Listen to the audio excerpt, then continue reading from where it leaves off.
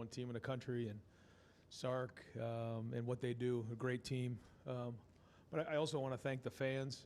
What an unbelievable atmosphere. From, driving in this morning from my house, seeing everybody at game day, at big noon kickoff, seeing people around the stadium, tailgating, and then the atmosphere in the stadium when we came out for warm-ups. I mean, there wasn't very many empty seats. And for a noon kickoff, to have that many people in the stadium was amazing. And so for an atmosphere like that, week one, to bring everybody together was great for our team. And I think it made a huge difference in the fourth quarter. So I want to thank, I say all the time, it takes everybody. And the fans certainly brought it today. And man, I'm just proud of our guys. Just a gritty win to start the season. All righty, we'll start here in the front row with Tim May. Tim, go ahead, Ryan, lead you us said off. all week, all that matters is the win, right? And number one, you got that accomplished. Like you said, it was a nitty-gritty game. But number two, how did Julian Sayin handle the pressure? He seemed pretty poised out there. I agree. I said in the locker room, I thought he handled himself well. I thought he took care of the ball, made some throws when he needed to. A couple times when it wasn't there, he did not force it. Could we have opened it up more in the second half? Yeah, but I thought Brian called an unselfish game. I thought the defense was playing well. When we got the ball back on the 10-yard line there with 8 minutes to go, we ended up running off about 4 minutes off the clock. And we thought that was important. We talked about it this week. In week one, we can't beat ourselves. We wanted to let them beat us. And, for a first-time starter, you just don't want to put them in that situation. So hindsight says we did the right thing, but you're never too sure. But I thought the drive that the offense had there in the first half, I think we ate up 8 minutes off the clock, which was part of the game plan, because we wanted to keep their offense off the field, and then to finish it with that 4th and 1 was big, and then the play by Carnell. But the story of the game was the defense. Matt, I thought, put a good game plan together. The coaches put a good game plan together, but the grittiness of our guys running around. There's a lot we can build on here, a lot we have to improve on. The team you see right now will not even be close to the team you see halfway through the season or at the end of the year, but it certainly makes the corrections a lot easier to make after a win against a top 5 opponent like this. We'll go right over here to the right, Spencer Holbrook. Ryan, I know that you don't look at it in terms of validation, but with Matt and the way that his defense performed today, what were just general thoughts on how great they were? And does it kind of show, I kind of made the right move here, bringing Matt in? Well, we have to prove ourselves every time we're in that arena. So that's just what you do. When you stop feeling like you have to prove yourself, then you stop improving. And so that's the way we feel. But all that being said, I know what kind of a coach Matt is because I see him every day. You guys don't. So that's the thing about football. I share that with the guys. All the work that you put in the dark doesn't come to light until his first game, And that's sometimes a sobering thing about football. You put all this work in just to give you a chance, and then you have X number of plays to go make it happen. But that's what competitive excellence is. And again, a great start. I thought the game plan was excellent, but the buy-in is what's most important. Plays are plays, scheme is scheme. But what matters is the guys and the Warriors on the field, believing in it and the work that's put in. I can't tell you how much time Larry Johnson and James Laurinaitis and Matt and Tim Walton. How about the DBs and Jermaine and IGB making that play down there on the end zone? These guys, they work their tails off to prepare their players and to grade out a champion to do their job. And a lot of guys did their job. Again, was it perfect? No. There's a lot of things that we got to improve on, a ton. But at least we have a starting point. All right, we're going to go over here to the right for 2 questions. First one to Patrick Murphy and then to Jake Trotter. Patrick, go ahead. Ryan, you said a couple times there's stuff to improve on. Is one of the higher up things getting the run game going a bit more? We'll have to look at the film and see. I mean, that's a stout front. There was a lot of guys in there, and when we play them again, I don't think it's going to look the same way. But we were leaning on some of our tight ends in there, and there was some good runs in there. I gotta really look hard now at the film and see, where things didn't go perfect because we were pretty tied in on both edges there, and so those are downhill runs. We're looking to really get physical and push guys around, but I do think that we were getting movement out there. It was not a high-scoring game. I think we had 4 possessions in the first half. When it's time to spread everybody out and air it out, we'll do that and create more space. But This is a team that has defense that has great team speed. And so we took that into consideration, putting the game plan together. It certainly wasn't perfect, but it's a start. Yeah, Ryan, the fourth down stops were a big difference in this game. What does that say about your defense, especially with so many new starters going forward? Situational football becomes big, and when you're huddling and slowing the game down, sort of like we are, that means the situations become more and more critical. And understanding what that is and spending time on these situations is what we do, and making sure that we're prepared for them. But you got to go do it. And every time you get a fourth down stop, it's like a turnover. So the interception was huge. But when you start getting fourth down stops at midfield, those flip the entire field, and it's like getting a turnover. So how many fourth down stops? Do we have 3? 4. There you go. The one to end the game, but 3 before that's almost 4 turnovers, and that plays into it. And there was that opportunity we had early in the game on that fourth down. And that was the other thing with Julian. Early on, I thought he threw some good balls. We actually had a few drops, which is rare around here. And that may have been a different game. You just never know how it starts or how it's going to finish. But yeah, no, those fourth down stops were big. Okay, we're going to go over here to Austin Ward. Before we do that, we're going to send Carnell Tate and Luke Montgomery to the back. So if you'd like to talk to Carnell and Luke, they'll be in the back. We'll go over here to Austin Ward. Mentioned the drops, and so Julian's numbers obviously could have looked a little bit different early. I want to pair that with the idea that you said that by the middle of this season that the offense is going to look much different. How much going into this game for Julian's first start, the talent of Texas, how much could you have reasonably put him out there to execute at this point? How much further is there to go? Because I imagine it's quite a lot. Yeah, a ton. But I thought I was impressed with his poise. He had a good look in his eye, and what he was saying and what he was seeing was exactly what was going on. That's a great sign.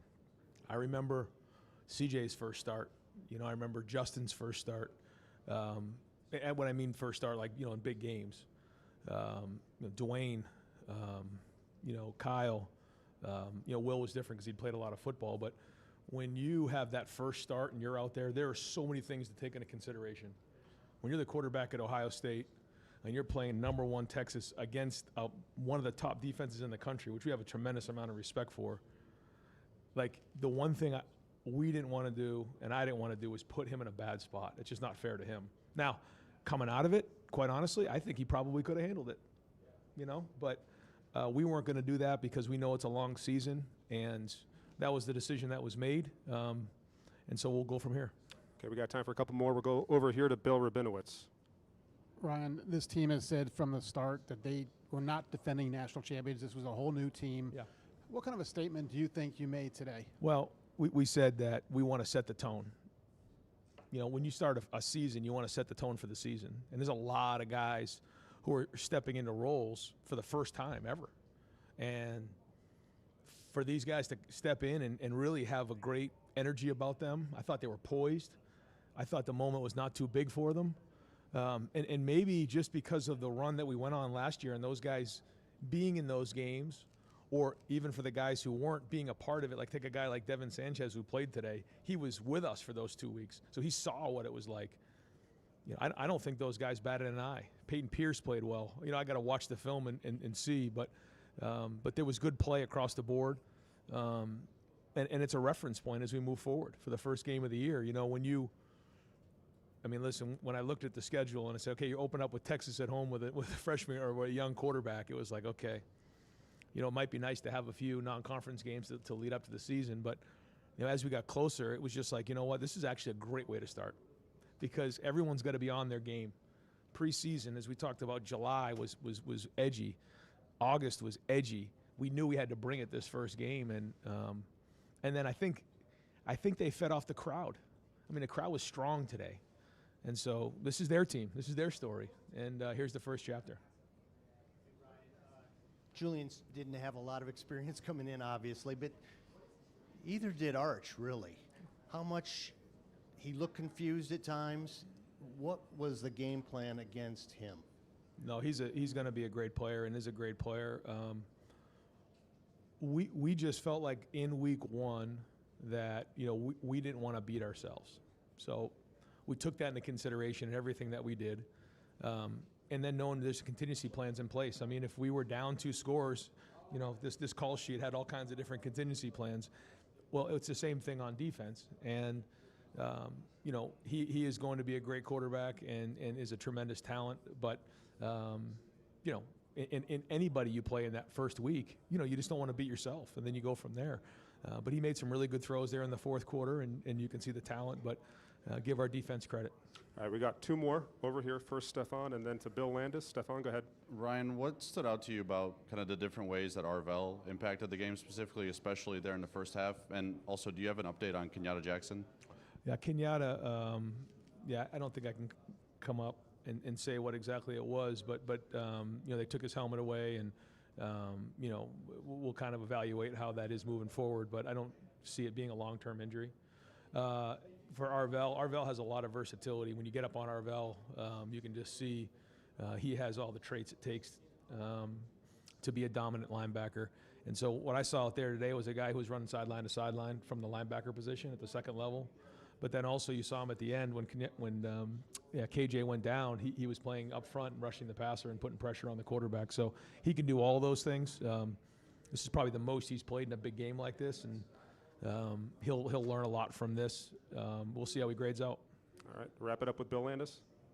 What you're talking about with the offensive game plan, playing slower, playing a little ball control, it feels like the trade-off there needs to be confidence in your defense to stand up in a game when 2 touchdowns gives you the win. What gave you that confidence that the defense was going to be able to do that today? Yeah, I think it's a great point. I played this game out in my head every day for the last 3 months. And I didn't know how it was going to go, because when you're going against yourself every day and you have inexperienced players that haven't actually done it on the field, you're not sure. I had an idea how it looked, but I wasn't sure. So what I was trying to do early in the game was get a feel for what was going on. How was our defense holding up front? What kind of rhythm were they in? How fast were they playing? What did we look like in terms of the front on offense? Were we moving the line of scrimmage? How were the running backs running? Brand new running backs. Were they taking care of the football? How was Julian handling it? What were they doing on defense? And then as the first quarter kind of went on, I could see us, getting off the field on defense. I felt like we were moving the line of scrimmage. We had that big drive.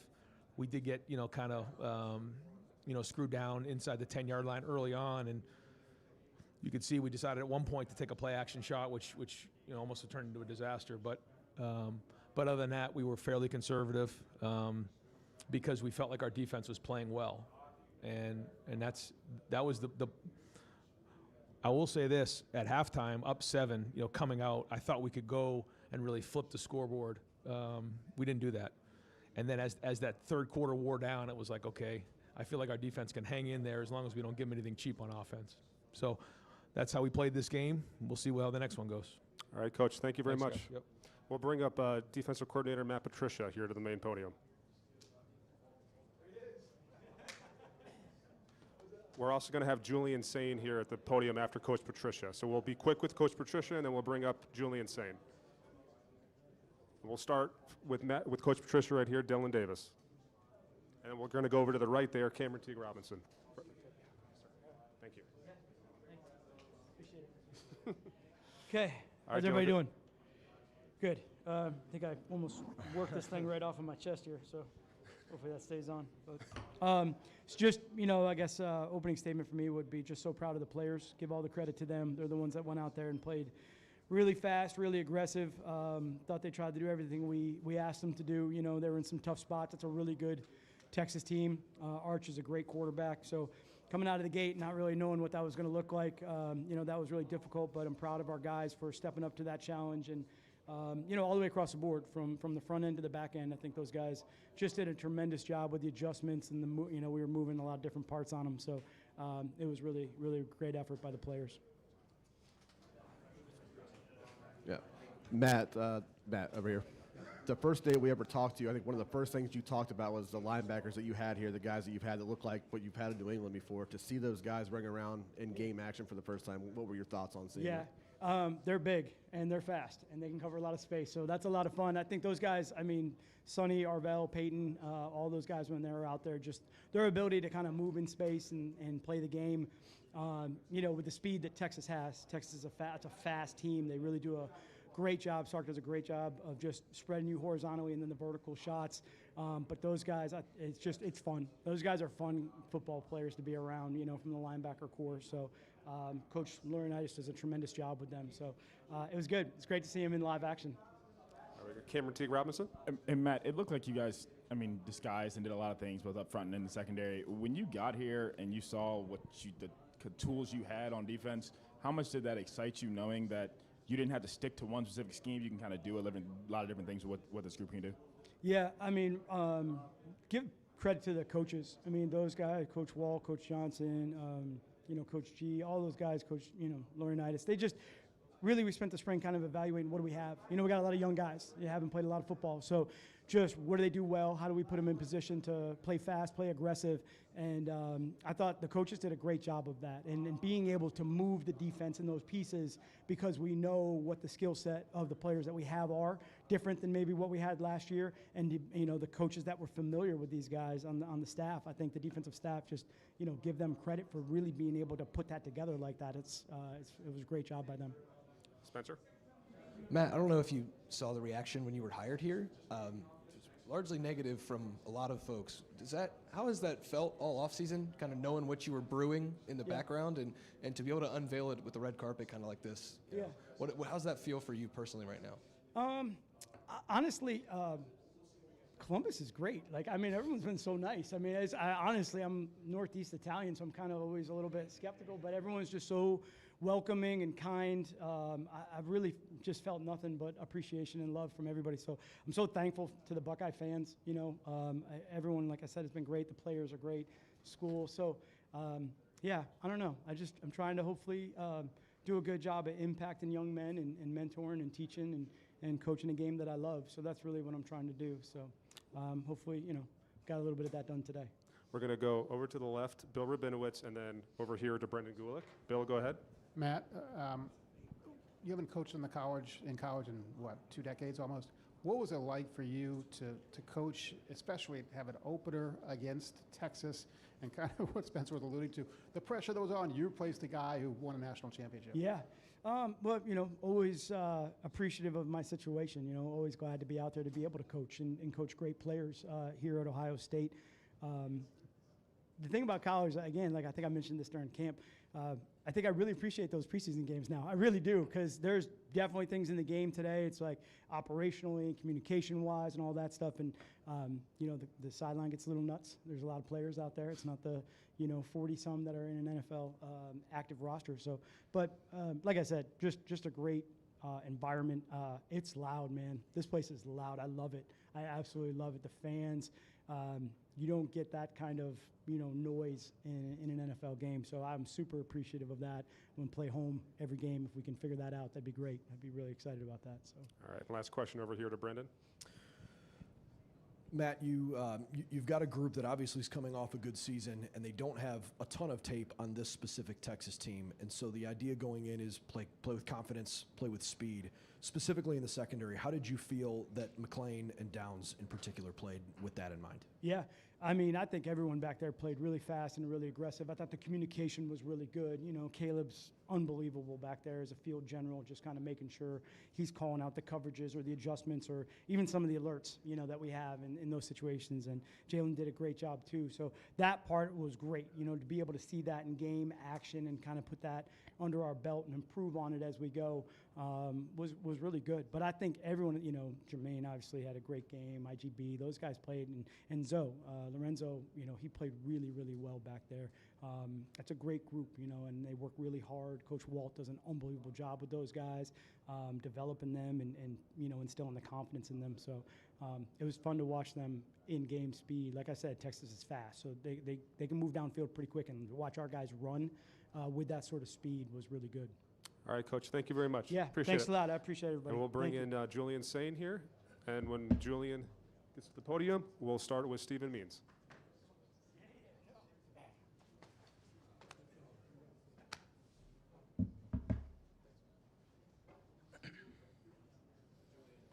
Was talking about trying to not put too much on you, given this being your first start, and then he admitted that maybe you could have handled more. Just kind of evaluate your play and maybe how you handled this moment given the magnitude of the game. Yeah, I was just going out there and, focusing on my job. And, I think the defense played really well, obviously. And then the offensive line and the receivers and the running backs ran hard. So it kind of made my job easy just trying to distribute the ball. Then we're going to go over here to the left to Rob Aller. Yeah, you showed a lot of poise out there. Was the game as slow as you'd hoped it would be? I mean, once you get into this environment, what it feel like? Yeah, I feel like I was really well prepared by my coaches. Coach Fessler and Coach Day, they do a really good job of, implementing the game plan and then, sitting and watching tape with us. So I think I was really well prepared and being able to see the looks that, we watched on tape. Right behind him, Jeff Gilbert. Julian, in regards to the poise, Coach was like, just win this game. Don't think about anything, expectations. How do you feel you did that? And if you did it well, is Coach Day the guy that got you there to feel that way, or did somebody else? How'd that work? Yeah, the whole saying this week was, the only thing we expect is, just go out there and just win. That's the focus. We're not expecting to do this on offense. Just go out there and win. And, a big credit to our defense, putting up a great performance and, just going out there and operating. We're going to stay here on the left-hand side. Dan Hope. Julian, you go against that Matt Patricia defense in practice every day. What makes them so tough to play against? Yeah, they're just, they're very fast, very physical, and Coach Patricia does a great job, mixing things up and keeping you on your toes as a quarterback. And it's very hard to play against them. So it's great practice going against our offense, and makes my job in practice very hard. Right over here to the right, Cameron Teague Robinson. Julian, obviously you were on this roster for the Tennessee game last year and kind of was in an atmosphere like this, but to be the starting quarterback, to play in the atmosphere, to feel it on the field, what was that like? Yeah, a big thank you to our fans. I think they were awesome today. The atmosphere and the energy in the stadium was unlike anything I've ever seen before, so it was awesome. And, just having them behind us on third down when they were on offense, making it loud, making it tough on them, it was an awesome atmosphere. All right, next two are going to go right here, Dylan Davis, and then to Bill Rabinowitz. Dylan, go ahead. Just in general, running out on the field, seeing that environment, all those things for your first start, how did it stack up to what you thought you were going to see when you came here, decided to come to Columbus in the first place? Yeah, I think it was everything it lived up to, having 100,000 in the shoe, having all those fans behind us, a great turnout from them, and they lived up to their hype, and they did a great job on third down, making it tough for the Texas offense. I know Ryan Day said that he didn't want to put too much on your plate, be fairly conservative, not make mistakes, which obviously you did. There was the fourth down pass that he threw to Max, and I know Jeremiah was deep, and he may have gotten an earful on the sideline. What was that like to kind of get that response, I guess, from him? Yeah, Coach Day definitely coaches the quarterbacks hard, and, that's the way we want it because he brings the best out of us. We come off the field, what did he see, what did I see, and then we go from there. Julian, yep, go ahead. What was the conversation leading up to the pass to Carnell Tate, the touchdown pass? Was that a progressive thing? Was there talking beforehand about what was going to happen? Yeah, before the drive, they kind of let me know, hey, this might be coming. But we had done a great job in practice that week of repping that play. And Carnell ran a great route, made a great catch, and offensive line protected me well up front. Going to go right here to second row to Andy Anders. Yeah, I think one of the impressive things about this performance was your ability to take checkdowns, not make mistakes with the football, play smarter out there in your first start, right? What enabled you to do that? What allowed you to calculate when to take a risk? Yeah, I think Coach Day and Coach Fessler have kind of instilled that in our quarterback room that, if on third down, if the big play is not there, it's okay to check the ball down and the battle of field position. So I think just the preparedness from Coach Day and Coach Fessler about, hey, we're not going to lose the game if it's third and extra long. Yeah, I'll be able to take the check down. All right, we'll wrap up Julian with Tim May. Yeah, Julian, your high school coach told me 3 or 4 months ago you would handle this moment. What did you tell yourself? I know you've already asked some of those questions, but what were you telling yourself all week or stuff about staying poised, staying within your game, and not doing anything stupid, really, because you really didn't today? Yeah, just going out there and, playing one play at a time and just focusing on my job and execution of each play and then just keep stacking plays. All right. Julian, thank you. Appreciate it. Thank you, guys.